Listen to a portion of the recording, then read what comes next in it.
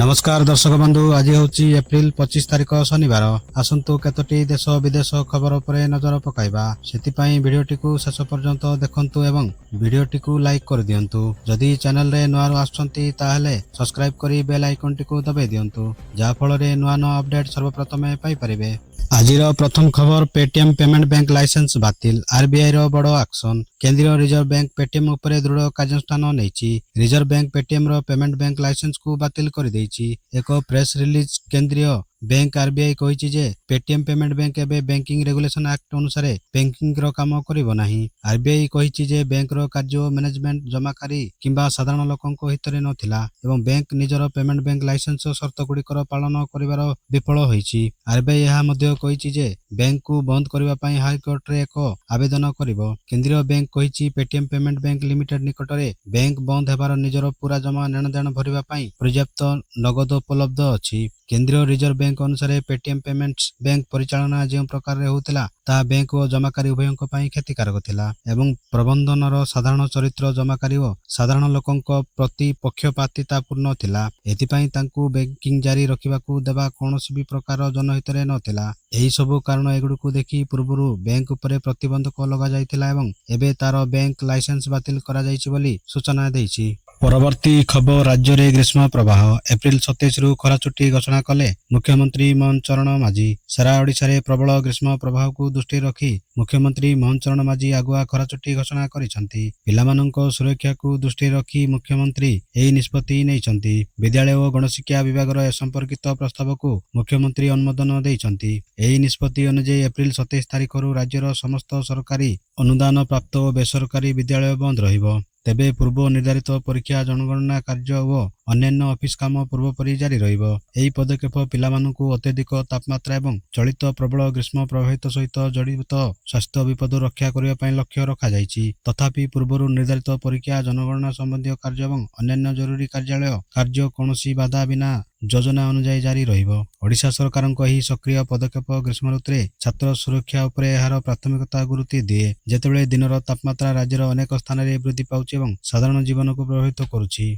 परवर्ती खबर twin city पई 4टी विकल्प रास्ता पूर्त मंत्री कहले कटक भुवनेश्वर मध्य ट्राफिक भिड़ कमाइबा पई 4टी नुआ अल्टरनेटिव वे बा विकल्प रास्ता निर्माण कराजिबो। पूर्त मंत्री पृथ्वीराज हरिचंदन कहिसंती जे दुई शहर मध्य एकाधिक एंट्री पॉइंट रहिले भिड़ ह्रास पाइबो। एथिसह काठजोड़ी नदी उपरे द्वितीय ब्रिज काम पई कैबिनेट रे निष्पत्ति होई सारिछि। सरकारक योजना अनुसार पुरी भुवनेश्वर कटक और खोर्धा को एक रिंग रोड माध्यम रे जोड़ाजिबो। वर्तमान एहार एलाइनमेंट सर्वे कार्य जारी रही और खूब शीघ्र टेंडर प्रक्रिया आरंभ होब बोली खबर मिली। परवर्ती खबर रथ चाली रे तुम्ब शाल रे अरकंटा तैयारी श्रीक्षेत्र रे चलचंचल रथ खला रथ निर्माण अवसर रे चक पाई तुम्ब और अरकंटा तैयारी जारी रही। करती सेवक गड़ काटिबा परे भई सेवक माने विश्वकर्मा को जगाउचंती। आगे चलची तुम्ब निर्माण कार्य आज सुधा 42 गोटी तुम्ब मध्यरु 21 तुम्ब माप प्रकार रे गड़ करी करती सेवक माने 3 रथ चाली को जगाई देइछंती। प्रत्येक चाली को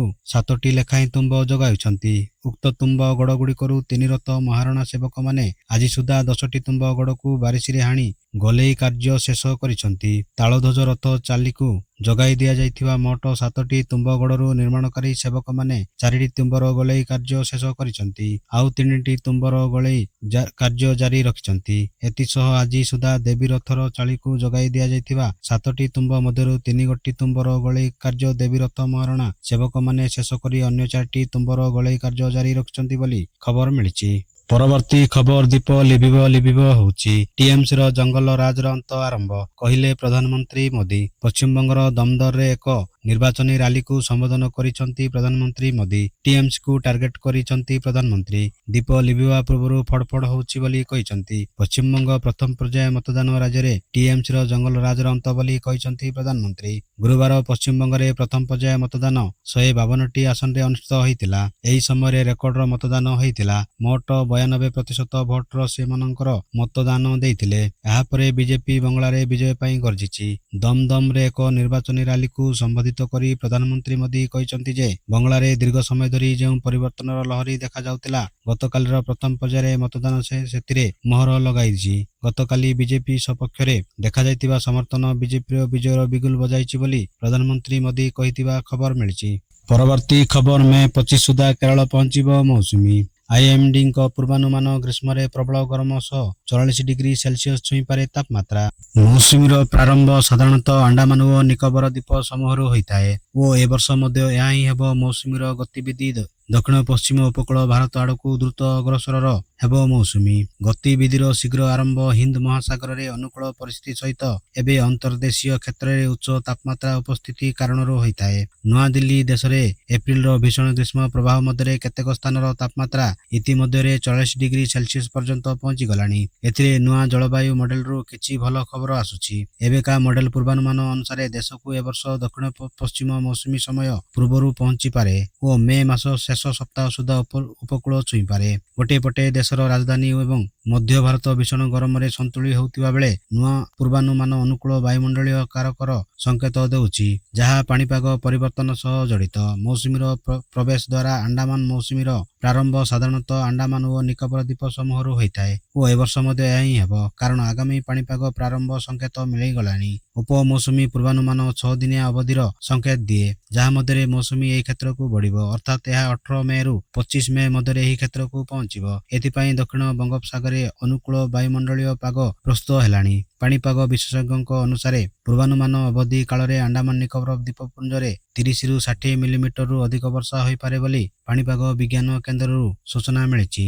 ପରବର୍ତ୍ତୀ ଖବର ସମୁଦ୍ର ମଝିରେ ଗର୍ଜିଲା ବନ୍ଧୁକ। ହରମୁଜରେ ଇରାନର ଗୁଣ୍ଡାଗର୍ଦ୍ଦି ପରେ ଆକ୍ସନ ମୋଡ୍ ଇଣ୍ଡିଆନ ନେଭି। ମଧ୍ୟପ୍ରାଚ୍ୟରେ ବଢୁଥିବା ଉତ୍ତେଜନା ମଧ୍ୟରେ ଏବେ ହରମୁଜ ପ୍ରଣାଳୀ ବିଶ୍ୱଯୁଦ୍ଧର ନୂଆ କେନ୍ଦ୍ରବିନ୍ଦୁ ପାଲଟିଛି। ଇରାନ ଏବଂ ଆମେରିକା ଇସ୍ରାଏଲ ମଧ୍ୟରେ ଜାରି ରହିଥିବା ସଂଘର୍ଷ ଯୋଗୁଁ ସାମୁଦ୍ରିକ ବ୍ୟାପାର ସମ୍ପୂର୍ଣ୍ଣ ଠପ୍ ହୋଇଯାଇଛି। ଗୋଟେ ପଟେ ଆମେରିକା ରାଷ୍ଟ୍ରପତି ଡୋନାଲ୍ଡ ଟ୍ରମ୍ପଙ୍କ କଠୋର ଚେତାବନୀ ଏବଂ ଅନ୍ୟପଟେ ଇରାନ ନୌସେନାର ଡାଇରେକ୍ଟ ଆକ୍ସନ ସମୁଦ୍ର ମଧ୍ୟରେ ଆତଙ୍କ ଖେଳାଇ ଦେଇଛି। ଏହି ସଂକଟମୟ ସ୍ଥିତିରେ ଭାରତୀୟ ନୌସେନା ନିଜର ଆଭିମୁଖ୍ୟ ସ୍ପଷ୍ଟ କରି କହିଛି, ଆମ ସାଙ୍ଗରେ ଲାଗିଲେ ଆମେ ଛାଡ଼ିବୁନି। ନିକଟରେ ଭାରତୀୟ ନୌସେନା ମୁଖ୍ୟ ଆଡମିରାଲ ଡିକେ ତ୍ରିପାଠୀ ଦେଶର ନୂତନ ସାମୁଦ୍ରିକ ସୁରକ୍ଷା ରଣନୀତି ଜାରି କରିଛନ୍ତି। ଏହି ରଣନୀତିରେ ହରମୁଜ ପ୍ରଣାଳୀକୁ ଭାରତ ପାଇଁ ସବୁଠାରୁ ଗୁରୁତ୍ୱପୂର୍ଣ୍ଣ ବା ପ୍ରାଇମେରୀ ଏରିଆ ଅଫ୍ ଇଣ୍ଟରେଷ୍ଟ ଭାବେ ଘୋଷଣା କରାଯାଇଛି। ଏହାର ଅର୍ଥ ହେଉଛି ଏହି ଅଞ୍ଚଳରେ ହେଉଥିବା ପ୍ରତ୍ୟେକ ସାମରିକ ଓ ଭୂ ରାଜନୈତିକ ଗତିବିଧି ଉପରେ ଭାରତୀୟ ନୌସେନାର ସିଧାସଳଖ ନଜର ରହିବ ଏବଂ ଆବଶ୍ୟକ ପଡ଼ିଲେ କଠୋର ପଦକ୍ଷେପ ନିଆଯିବ ବୋଲି ଇଣ୍ଡିଆନ ନେଭି କହିଥିବା ଖବର ମିଳିଛି। ପରବର୍ତ୍ତୀ ଖବର ପ୍ରୋଷ୍ଟେଟ୍ର କ୍ୟାନ୍ସରରେ ପୀଡ଼ିତ ଇସ୍ରାଏଲ ପ୍ରଧାନମନ୍ତ୍ରୀ ସାର୍ବଜନୀନ କଲେ ହେଲ୍ଥ ରିପୋର୍ଟ। ଇସ୍ରାଏଲ ପ୍ରଧାନମନ୍ତ୍ରୀ ବେଞ୍ଜାମିନ ନେତାନ୍ୟାହୁ ନିଜର ବାର୍ଷିକ ସ୍ୱାସ୍ଥ୍ୟ ପରୀକ୍ଷା ରିପୋର୍ଟ ସାର୍ବଜନୀନ କରିଛନ୍ତି। ବିଶ୍ୱର ପ୍ରଥମ ନେତା ଭାବରେ ସେ ନିଜର ରୋଗ ସମ୍ପର୍କରେ ଖୋଲାଖୋଲି ଭାବରେ କହିଛନ୍ତି। ନେତାନ୍ୟାହୁ କହିଛନ୍ତି ସେ ପ୍ରୋଷ୍ଟେଟ୍ କ୍ୟାନ୍ସରରେ ପୀଡ଼ିତ ଥିଲେ ଏବଂ ତାଙ୍କର ଚିକିତ୍ସା ହୋଇଛି। 2 ମାସ ପରେ ନିଜର ଏହି ରିପୋର୍ଟ ସାର୍ବଜନୀନ କରିଛନ୍ତି ନେତାନ୍ୟାହୁ। ସ୍ୱାସ୍ଥ୍ୟ ଅବସ୍ଥାକୁ ନେଇ ମିଥ୍ୟା ପ୍ରଚାର ନ ହେଉ ସେଥିପାଇଁ ଏହି ପଦକ୍ଷେପ ଗ୍ରହଣ କରିଛନ୍ତି ବୋଲି କହିଛନ୍ତି ଇସ୍ରାଏଲ ପ୍ରଧାନମନ୍ତ୍ରୀ। ଇସ୍ରାଏଲ ଇତିହାସରେ ପ୍ରଥମ ଥର ଏଭଳି ଘଟଣା ଘଟିଛି ଯେ ଦୀର୍ଘ ସମୟ ଧରି ଶାସନରେ ଥିବା ଜଣେ ନେତା ନିଜର ସ୍ୱାସ୍ଥ୍ୟାବସ୍ଥା ସମ୍ପର୍କରେ ସାର୍ବଜନୀନ ଭାବରେ କହିଛନ୍ତି। ନେତାନ୍ୟାହୁ କହିଛନ୍ତି ଯେ 1.5 ବର୍ଷ ପୂର୍ବେ ମୋର ପ୍ରୋଷ୍ଟେଟ୍ କର୍କଟର ସଫଳ ଅସ୍ତ୍ରୋପଚାର କରାଯାଇଥିଲା। ସେବେଠାରୁ ନିୟମିତ ଡାକ୍ତରୀ ପରୀକ୍ଷା ଜାରି ରହିଛି। ମୋର ଶେଷ ପରୀକ୍ଷାରେ ମୋ ପ୍ରୋଷ୍ଟେଟ୍ 1 ସେଣ୍ଟିମିଟରରୁ କମ୍ ଆକାରର ଏକ ଗଣ୍ଠି ମିଳିଥିଲା। ଅଧିକ ତଦନ୍ତରୁ ଜଣାପଡ଼ିଲା ଯେ ଏହା ଏକ ପ୍ରାରମ୍ଭିକ ପର୍ଯ୍ୟାୟର ମାଲିଗ୍ନାଣ୍ଟ ଟ୍ୟୁମର। ସେ କହିଛନ୍ତି ଏହା ପୁରୁଷମାନଙ୍କ ମଧ୍ୟରେ ସାଧାରଣ ଏବଂ ଚିକିତ୍ସା ଆବଶ୍ୟକ। ଯେ କେହି ଏଥିରୁ ମୁକ୍ତି ପାଇପାରିବେ, କିନ୍ତୁ କେବଳ ଚିକିତ୍ସା ହିଁ ସମସ୍ୟାର ସମାଧାନ କରିପାରିବ ବୋଲି ନେତାନ୍ୟାହୁ କହିଥିବା ସୂଚନା ମିଳିଛି। ପରବର୍ତ୍ତୀ ଖବର ରାଘବ ଚଡ୍ଡାଙ୍କ ଇସ୍ତଫା ପରେ ମୁହଁ ଖୋଲିଲେ କେଜରିୱାଲ। ଜାତୀୟ ରାଜନୀତିରେ ହଲଚଲ। ଆମ୍ ଆଦମୀ ପାର୍ଟିକୁ ଏକ ବଡ଼ ରାଜନୈତିକ ଝଟକା ଲାଗିଛି। ଶୁକ୍ରବାର 24 ଏପ୍ରିଲ ଏକ ଗୁରୁତ୍ୱପୂର୍ଣ୍ଣ ଘୋଷଣା କରି ରାଘବ ଚଡ୍ଡା କହିଛନ୍ତି ଯେ ତାଙ୍କ ସହିତ ଦଳର ଅନ୍ୟ 6 ଜଣ ରାଜ୍ୟସଭା ଏମ୍ପି ଆପ୍ ଛାଡୁଛନ୍ତି ଏବଂ ସେମାନେ ଭାଜପାରେ ଯୋଗ ଦେବେ। ସେ ଆମ୍ ଆଦମୀ ପାର୍ଟିକୁ ମଧ୍ୟ ଟାର୍ଗେଟ କରି କହିଛନ୍ତି ଯେ ଏହା ଆଉ ପୂର୍ବ ଭଳି ଦଳ ନାହିଁ। ଏହାର ଜବାବରେ ଦିଲ୍ଲୀର ପୂର୍ବତନ ମୁଖ୍ୟମନ୍ତ୍ରୀ ଏବଂ ଆପ୍ର ଜାତୀୟ ସଂଯୋଜକ ଅରବିନ୍ଦ କେଜରିୱାଲ ଏକ ପ୍ରତିକ୍ରିୟା ଜାରି କରିଛନ୍ତି। ଏକ୍ସରେ ଏକ ପୋଷ୍ଟରେ ଭାଜପାକୁ କଟାକ୍ଷ କରି ଅରବିନ୍ଦ କେଜରିୱାଲ କହିଛନ୍ତି, ଭାଜପା ପୁଣି ଥରେ ପଞ୍ଜାବର ଲୋକଙ୍କୁ ବିଶ୍ୱାସଘାତକତା କରିଛି। ଭାଜପାରେ ଯୋଗ ଦେବେ ରାଘବ ଚଡ୍ଡା, ଅଶୋକ ମିତ୍ତଲ, ସ୍ୱାତି ମାଲିୱାଲ, ହରଭଜନ ସିଂ, ସନ୍ଦୀପ ପାଠକ, ବିକ୍ରମଜିତ ସିଂ ସାହାନୀ ଏବଂ ରାଜେନ୍ଦ୍ର ଗୁପ୍ତା। ରାଘବ ଚଡ୍ଡା କହିଛନ୍ତି, ମୁଁ ସୁନିଶ୍ଚିତ କରିଥିଲି ଯେ ସବୁକିଛି ଭଲ ଭାବରେ ଘଟେ। ମୁଁ ଦଳର କାର୍ଯ୍ୟକଳାପରୁ ନିଜକୁ ଦୂରେଇ ରଖିଥିଲି କାରଣ ମୁଁ ସେମାନଙ୍କ ଭୁଲରେ ସାମିଲ ହେବାକୁ ଚାହୁଁନଥିଲି। ମୁଁ ସେମାନଙ୍କ ଭୁଲରେ ଭାଗ ନେବାକୁ ମନା କରିଦେଇଥିଲି। ତେଣୁ ମୁଁ ସେମାନଙ୍କ ବନ୍ଧୁତାର ଅଯୋଗ୍ୟ ବୋଲି ବିବେଚିତ ହୋଇଥିଲି। ଆମ ପାଖରେ କେବଳ ଦୁଇଟି ବିକଳ୍ପ ବାକି ଥିଲା, ସମ୍ପୂର୍ଣ୍ଣ ରାଜନୀତି ଛାଡ଼ିଦେବା କିମ୍ବା ସକାରାତ୍ମକ ରାଜନୀତିରେ ସାମିଲ ହେବା ପାଇଁ ଆମର ଅଭିଜ୍ଞତାକୁ ବ୍ୟବହାର କରିବା। ଫଳସ୍ୱରୂପ ଆମେ ନିଷ୍ପତ୍ତି ନେଇଥିଲୁ ଯେ ରାଜ୍ୟସଭାରେ 2/3 ଆପ୍ ଏମ୍ପି ଭାଜପାରେ ମିଶିଯିବେ।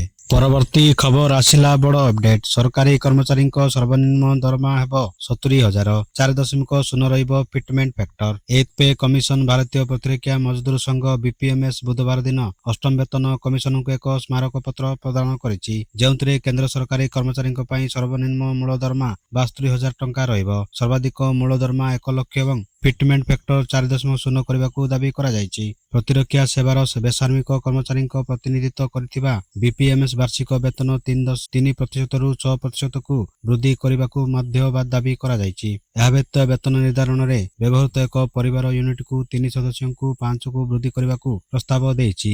BPMSର କାର୍ଯ୍ୟକାରୀ ସଭାପତି ମୁକେଶ ସିଂ କହିଛନ୍ତି ଯେ ସଂଗଠନ ଅଷ୍ଟମ ବେତନ କମିଶନଙ୍କୁ ଏହାର ଦାବିପତ୍ର ପ୍ରଦାନ କରିଛି ଏବଂ କମିଶନ ଏହାର ସୁପାରିଶ ପ୍ରସ୍ତୁତ କରିବା ସମୟରେ ଏହି ଦାବିଗୁଡ଼ିକୁ ବିଚାରକୁ ନେବ ବୋଲି ଆଶା କରୁଛି।